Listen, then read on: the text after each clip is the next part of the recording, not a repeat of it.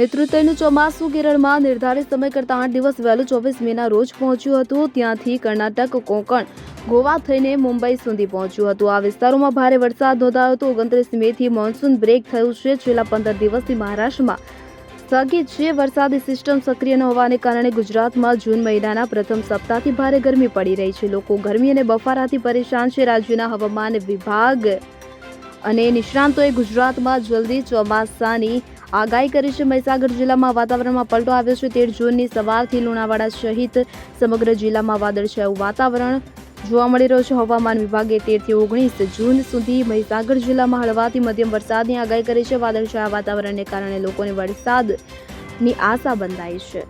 Bureau report CN24 news. હવે જુઓ દેશ દુનિયાની તમામ ખબરો તમારી આંગળીના ટેરવે. ઉઠાવો મોબાઈલ અને Google Play Store પરથી ડાઉનલોડ કરો અમારી CN24 ન્યૂઝ મોબાઈલ એપ.